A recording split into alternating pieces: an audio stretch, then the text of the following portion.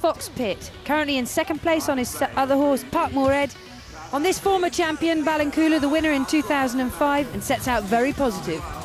He certainly does, and William makes nothing of that very difficult combination there at the lead. With Ballincoola coming to this influential rail in the ditch. Oh, it's not very often you see William Fox-Pitt out of the saddle. A little bit of unbalance. I think I have to say that William was just maybe leaning forward a little bit far there.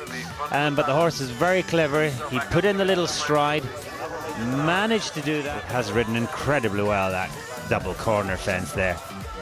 An extraordinary, almost identical time on this second horse as he was on his first. 17 seconds down. You wouldn't often see him that far down at a halfway point on the course, but he's got the experience of that first horse and knows that he can make that on his second horse, Silbury Hill.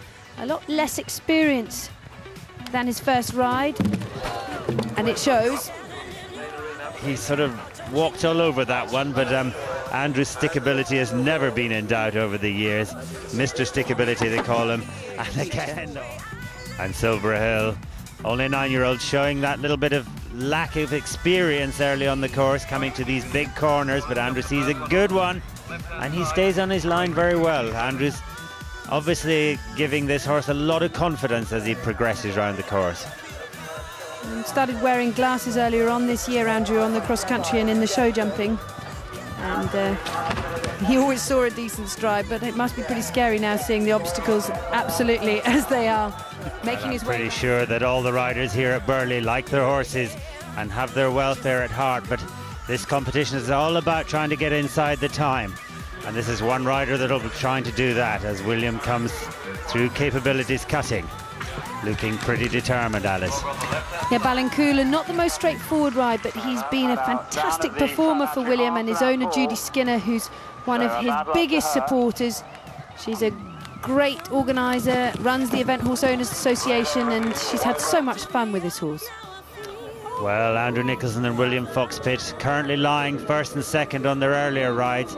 Now they're out here once again vying against each other, as Andrew has a great stride to these two skinny little brush fences. Unlike his first ride, very positive.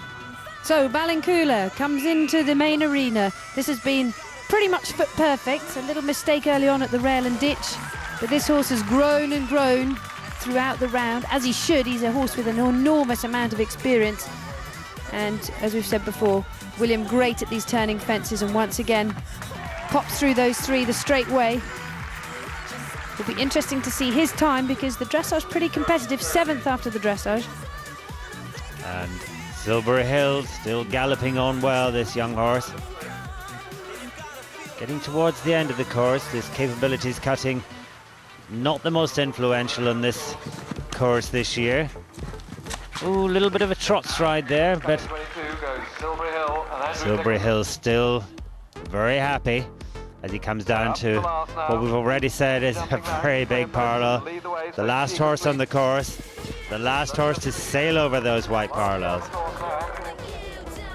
And William Fox-Pitt just fighting a bit with Ballincoola as he comes to the third last. Tail swishing. Remember horses like King Boris in the past with that trademark tail swish. But this horse, he's an Irish bred horse, but still got plenty of gallop in there. Just the last two fences for him. William will be thrilled that this horse once again has tackled this Burghley course so successfully. And look at that time. Is he going to make it? 5 seconds to jump the last and get home. He was 1 second over on his first horse. And look at that, 1 second over again on his second. That puts him into 5th place. It is incredible how these top riders are so consistent on so many different types of horses. Yet again, William showing his pure class. So Andrew Nicholson, he'll be thrilled with this 9-year-old Silbury Hill.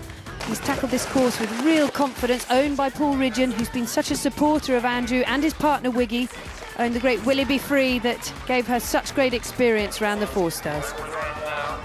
I couldn't be happier. I came here thinking that Parkmore Ed was a little bit green, and maybe Ballincoola might be naughty in the dressage, but to be lying 2nd and 5th after cross country after such 2 fantastic rounds is magic. Silbury Hill coming to the end of the course. Just this final combination in the arena for Andrew to negotiate. The time looks great. If he can negotiate this, he'll be very, very near the optimum time. What an impressive young horse this has been. He certainly has been. He's grown in confidence throughout the round, and well owned. The horse has caught a leg on the fence. Andrew's very, very quick to jump off and help the horse, and fortunately he looks none the worse of that. But how desperate for Andrew. This horse has got better and better as the round's gone on. In fact, it was the horse's bravery that got him into difficulty, because he's so positive round that turn to this final element, and he just can't quite fit in that extra stride and crashes into the jump. Perhaps a little tired, but a real star for the future for Andrew, and let's hope the horse is none the worse of this mishap. Yeah, what a shame for them. So close, so near, and yet so far. You've done everything spot on so far. You lead after cross country. Will you go away from this competition feeling that you failed if you don't win? Yeah, I mean, I never ever like to blame my horses for if I don't do a good job, and basically I'm the rider. I know him very well, and if I can't go clear, I will blame myself and feel like I've let something slip by. Do you think I'll get over it after a few weeks, I should think. So hopefully I won't have to worry about it. I will win. Now, you're a competitive man with anyone, but particularly with Andrew Nicholson. He's ahead of you, going into the show jumping. Does that give an extra edge to it, or you try not to think about it? It's irrelevant. It's irrelevant. I've got 2 good jumping horses, and really, what will be will be. I think you've got to hope they jump well, and if Andrew goes in there, jumps a clear round, good on him. But I've got to do the job first, so we'll see. No, that doesn't make a lot of difference, where William is. It's more just wanting to win it for myself and, the horse and the owners. I always like to put my best, foot forward and do my best. Andrew Nicholson holds on to the lead on Lord Killinghurst with 39.6, but not a fence separating the top 4 of Andrew, William Fox-Pitt, Polly Stockton and Andrew Hoy, with William Fox-Pitt's second ride in 5th place. And all of these competing for a first prize of £50,000, one of the biggest in the sport.